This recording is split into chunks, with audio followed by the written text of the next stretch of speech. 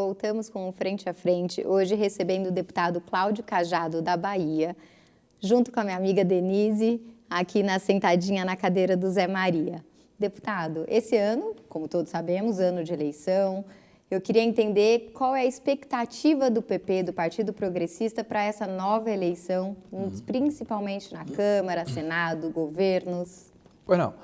Veja, a nível nacional nós temos uma coligação com o presidente Jair Bolsonaro em campanha para a reeleição. Então, o Partido Progressista a nível nacional vai coligar na majoritária com o presidente Jair Bolsonaro.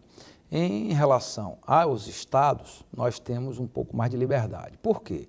O Partido Progressista é um partido focado no parlamento, em especial na Câmara dos Deputados.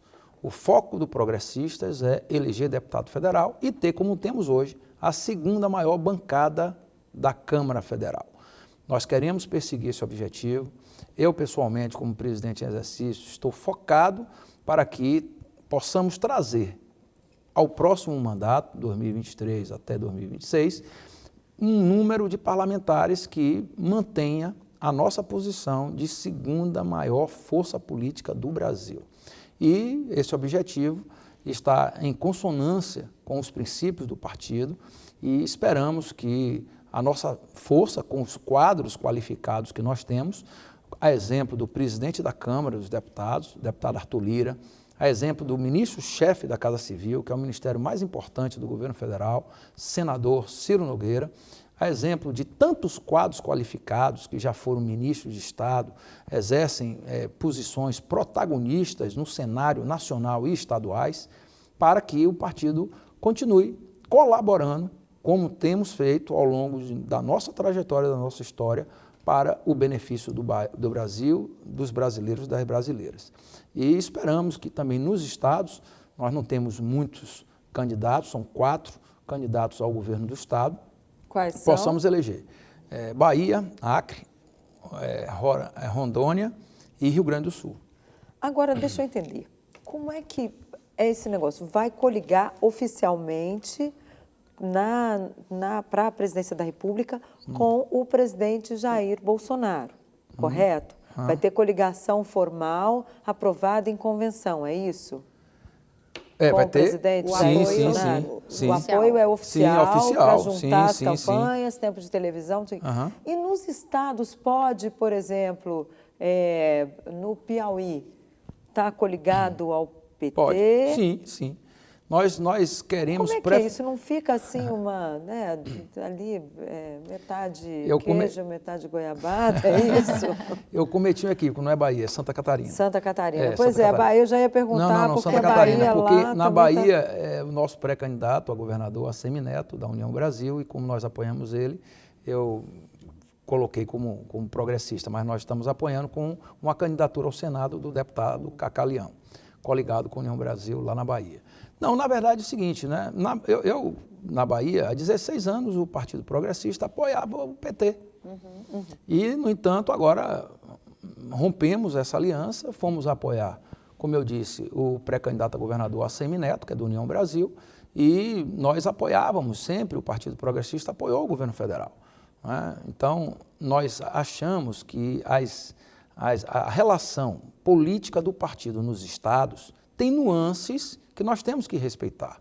E você querer verticalizar a Aliança Nacional estendida aos estados, você pode prejudicar muito o nosso foco, que, como eu disse anteriormente, é eleição de deputado federal.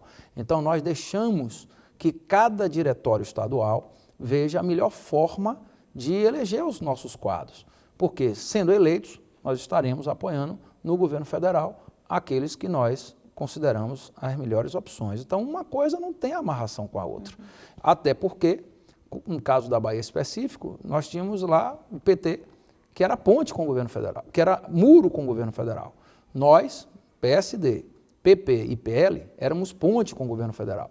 E essa ponte ajudou na liberação de inúmeros recursos, tanto na área do setor de saúde, tanto na área do setor de agricultura e de infraestrutura, beneficiando os baianos e a população baiana, com obras importantíssimas que melhoraram a qualidade de vida do nosso povo. Aliás, aqui ressalvando o presidente Bolsonaro, mesmo sem ter uma votação expressiva na Bahia, ajudou muito o nosso estado com obras e recursos volumosos, inclusive nessa questão aí da Covid, independente de caráter político partidário, que é o que nós defendemos. Nós temos que ver a política pública independente de ideologia política, independente de política partidária, beneficiando a população lá na ponta.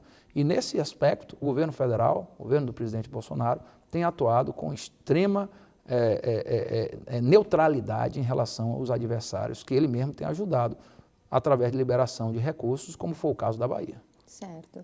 Um dos ministros do governo Bolsonaro foi João Roma, que inclusive trouxe, enquanto ministro, trouxe o Auxílio Brasil, ele era ministro da Cidadania, ele é da Bahia, houve um rompimento entre ele e o ACM Neto, e o João Roma é o candidato do Bolsonaro na Bahia, e vocês estão apoiando o ACM Neto. Como fica esse imbróglio ali na capital e no estado? Bom, veja, o ACM Neto sempre teve uma relação, não apenas comigo, mas com vários quadros do Partido Progressista. E hoje, a atuação dele como pré-candidato, as pesquisas indicam, ele está acima de 54% de intenção de votos, nós achamos ser o melhor candidato para derrotar o PT. Ele é um candidato qualificado, quando prefeito de Salvador, desculpe, por 8 vezes consecutiva, foi o melhor prefeito do país, tem uma herança de trabalho, de serviços e de competência provada e comprovada, inclusive o próprio ex-ministro João Roma, que é pré-candidato a governador também, foi um auxiliar direto dele. Sim. E durante anos trabalharam juntos. Então, não tenho dúvida que aprendeu muito com o ACM Neto. E nós respeitamos. É legítimo que cada um queira ser candidato. Nós do PP, e eu pessoalmente apoio a ACM Neto, com a certeza de que os projetos e o trabalho que Neto fez como prefeito credencia para ser, à frente do governo do estado, um dos melhores, se não o melhor governador dos estados federados a partir de 2023. O senhor falou que o PP, o Progressistas, quer continuar como a segunda força, de política do Brasil. Quem é a primeira na sua avaliação? Não, já é o PL, que é o partido do presidente Bolsonaro. O senhor acha que deve continuar? Acho que continua. Acho que continua porque eles hoje têm 72 deputados federais, o número de senadores, vão ter muitos candidatos também ao governo, Na Bahia, acabamos de citar. Então, eu acredito que uma eleição majoritária em que o presidente da República protagoniza, como ele tem protagonizado, uma candidatura a presidente, ela eleva muito o número de parlamentares a serem vitoriosos, tanto no Senado quanto na Câmara. Como nós não estamos lançando candidato a presidente nem a vice-presidente, obviamente que isso terá que ser feito um trabalho em cada estado, que esse é o nosso objetivo e a nossa estratégia. E com o que nós temos hoje de força política nos estados e as coligações que nós fizemos e o número de deputados que nós temos hoje, não tenho dúvida que isso vislumbra a perspectiva de continuarmos sendo a segunda força política do país. Atualmente nós temos 57 deputados federais. Acima do PT, né? Acima do PT. O PT tem 56, é isso? 56. Nós somos hoje a segunda força. E o Progressistas 77. E acreditamos... O PL. E acreditamos que, passadas as eleições, nós continuaremos à frente do Partido dos Trabalhadores. Essa é a nossa perspectiva, até porque a nossa força não é apenas nos estados nordestinos, mas hoje em todos os estados, à exceção de um único estado, que nós não teremos candidatura, que é o estado do Amazonas. Agora, como é que o senhor vê as pesquisas? Porque as pesquisas, essa sua avaliação, ela confronta com as pesquisas de opinião que põe lá o PT, o ex-presidente Lula, como primeiro colocado, o presidente Jair Bolsonaro em segundo lugar, a terceira via está lá ainda como no último pelotão, tentando ver se chega, se tem fôlego para chegar e evitar a polarização, mas até aqui a polarização está posta. Como é que o senhor vê, então, que vai ficar essa questão do PT, como vai conseguir? Porque, em termos eleitorais, o PT fez 54, O PSL do presidente Jair Bolsonaro, lá atrás, fez um número maior de deputados, se não me engano, tinha ali 55, 56, elegeu lá atrás, em 2018. Né, elegeu mais, inclusive, que o PT, mas o PT, com todos aqueles problemas lá de prisão, de Lula, tudo, elegeu 54 deputados. O que leva a crer que agora, que o presidente Lula, o ex-presidente Lula está aí liderando as pesquisas, o que leva a crer que ele não vai ter um sucesso eleitoral?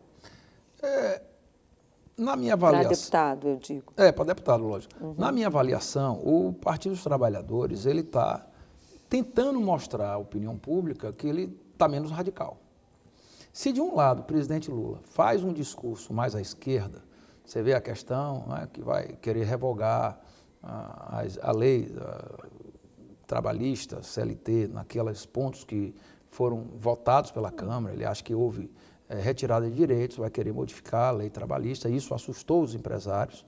Ele está colocando que os movimentos sociais precisam ter mais apoio, quer dizer, está trazendo instabilidade no campo, está colocando que diversas ações, principalmente do ponto de vista dos gastos públicos, têm que ser revistos, fala-se inclusive da retirada do teto de gastos para que haja um aumento maior das despesas. Então, essas falas do presidente Lula, se de um lado aumenta o radicalismo e assusta segmentos produtivos e do mercado, pelo outro lado eles colocam o Alckmin para tentar amenizar esse discurso e dizer que o Partido dos Trabalhadores está tentando ser um partido mais de centro. Ora, isso é uma contradição, que, na minha opinião, acaba perdendo o eleitorado de esquerda, talvez um pouco mais para o centro, e não agrega o eleitorado que o ex-governador Alckmin tenta trazer para o campo da esquerda. Então, na minha opinião, o centro conservador e aquele que observa os movimentos do que se diz e do que se faz, tende a ficar mais com o que ele já conhece, que é o presidente Bolsonaro, que fala o que ele pensa, o que ele sente, o que ele acha, mas que tem no governo uma postura que está sendo, obviamente, do ponto de vista macroeconômico, totalmente centrado na lei e responsabilidade fiscal, no controle dos gastos públicos, na eficiência dos gastos, principalmente agora, que o governo está recebendo o protocolo e o roteiro de entrada na OCDE, demonstrando que a governança pública das políticas e da gestão, tanto na área de economia, de finanças, de meio ambiente, da agricultura, da educação, principalmente nas relações internacionais, será sempre perseguido como uma forma de atuação dentro dos princípios da responsabilidade fiscal e de uma governança com os princípios do mundo como um todo, não é? Amparado